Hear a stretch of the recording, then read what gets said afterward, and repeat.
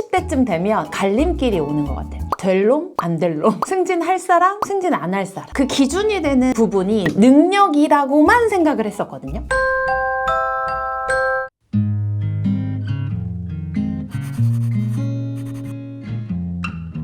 안녕하세요, 로미입니다. 최근에 저희 채널에 고민이 하나 들어왔어요.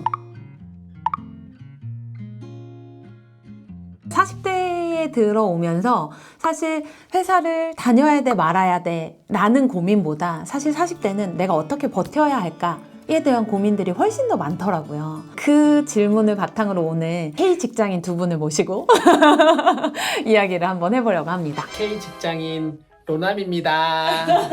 워리치입니다.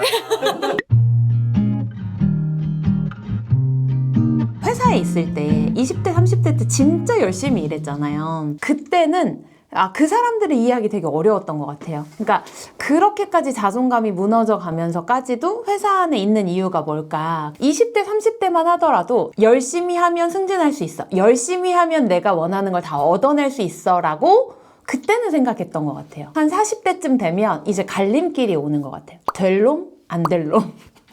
승진할 사람, 승진 안 할 사람. 저는 사실 그 기준이 되는 부분이 능력이라고만 생각을 했었거든요. 제가 나이를 먹고 보니 알겠더라고요.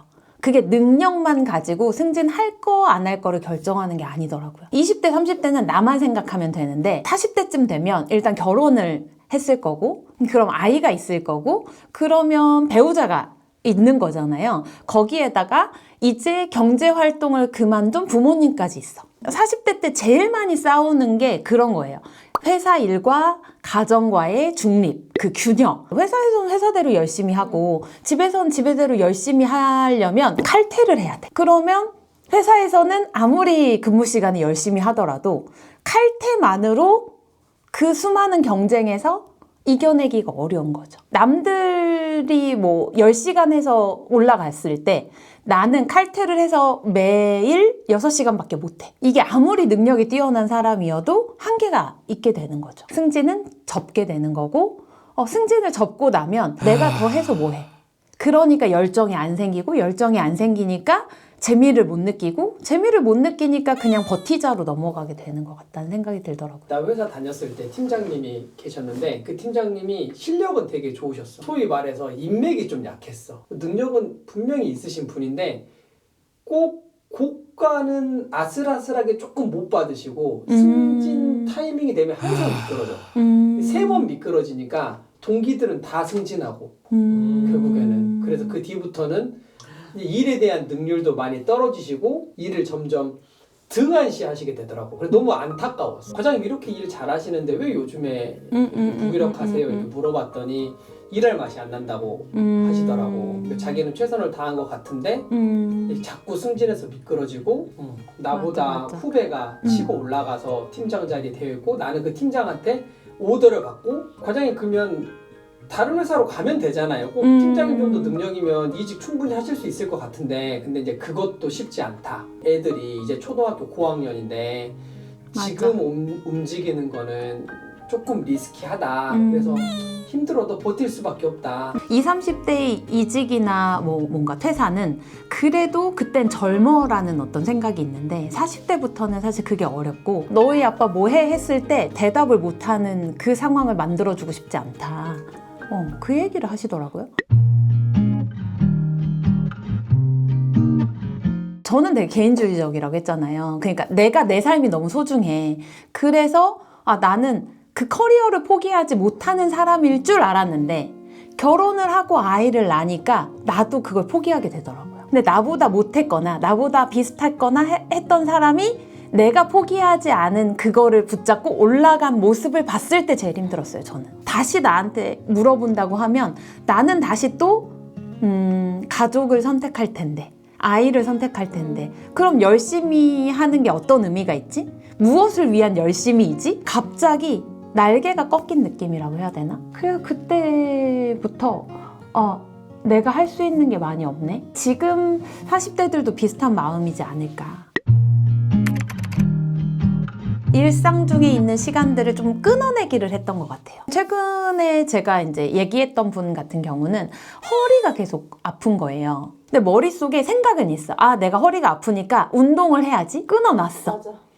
근데 결국 못 가. 왜냐면 퇴근하고 들어오면 그냥 쓰러져 자기 바쁘니까. 그래서 제가 그분한테 말씀드렸던 건 뭐였냐면 차라리 10분 산책, 10분 허리 운동을 하시는 건 어떠냐. 그 생각을 전환을 해보는 거죠. 일상죽에 녹여내는 거예요. 그 생각을 못 했대요. 밥 빨리 먹고 내가 일하고 말지. 그거 언제 나갔다 와. 이렇게 생각이 든다는 거예요. 그래서 제가 두 번째로 말씀드렸던 건 뭐였냐면 내가 하기 싫은 일을 내가 좋아하는 것과 결합을 시키라고 말씀을 드렸어요. 근데 그분이 진짜 좋아하는 것 중에 하나가 커피였거든요. 그 커피를 사러 가는 데를 10분 정도 거리 되는 가게로 가셔라. 그러고 나서 되게 좋아지셨다는 이야기를 들었거든요. 내가 8시간을 버틴다고 생각하면 되게 답답할 것 같아요. 그 안에서 끊어내는 시간을 만들고 그 끊어내는 시간 안에서 작지만 소소한 행복들을 찾으신다면 그 시간 안에서도 이렇게 뭔가 공기가 확 들어오는 느낌? 창문이 조금 열리는 느낌? 근데 나 같은 경우는 그때 마음에 맞는 선배가 하나가 있어서 지금이야 하고 이렇게 한단 말이야. 그럼 우리 같이 20분 나갔던 것 같아. 맞아. 그래서 자기 그때 나가서 먹는 그 편의점 간식 좋아했잖아. 근데 그 20분을 그렇게 내가 선배랑 스트레스를 푸니까 그 소세지의 힘으로 사무실에 들어와서 더 환하게 버틸 수 있었던 것 같아. 두 번째 방법은 내가 포지셔닝, 즉 캐릭터를 확실히 하라. 라는 이야기를 좀 말씀드리고 싶어요. 우리가 캐릭이라고 하면 뭐 성격? 막 이렇게 생각할 수도 있잖아요. 근데 내가 할 수 있는 것과 할 수 없는 거를 명확하게 구분 짓고 내가 할 수 있는 걸로 밀고 나가라는 의미거든요. 얼마 전에 원숭이를 잡는 방법이라는 영상을 봤는데 원숭이가 좋아하는 견과류가 있는데 구멍에다가 견과류를 파서 넣어놓는 거죠. 원숭이가 와. 그 견과류를 집어. 놓으면 나는 나갈 수 있는데 못 놓고 힘들어해. 소리를 지르면서 난리를 피우는데 못 놔. 그냥 그걸 보면서 나갔다는 생각을 되게 많이 했던 거지. 저도 그랬고 많은 분들이 시간적으로 안 돼. 현실적으로 안 돼. 그런데 잘하고 싶어. 저는 그 일을 못 놨던 거죠. 맞아. 가족을 위해서 놔야 돼. 아이를 위해서 내려놔야 돼는 머리는 되는데 막상 회사를 가면 못 놓는 거예요. 왜냐면 이게 나의 존재감을 확인하는 어떤 역할인 거예요. 그때로 돌아가면 내가 놀 수 있을까? 그냥 정말 솔직히 얘기하면 못 놀 것 같아. 나도. 그만큼 힘든 거지. 어려운 일. 그래도 조금 도움을 받을 수 있는 거는 캐릭터를 좀 확실하게 하라는 거지. 아까 우리 잠깐 이야기했던 그 과장님이 3번 미끄러지고 나서 캐릭 확실하게 칼퇴하고 뭐 이렇게 하셨다고 했잖아. 그 과장님 결국 어떻게 됐는지 알아? 궁금한데? 어떻게 됐어? 과장님 결국 어떻게 됐는지 알아요? 배우로 이직했어요.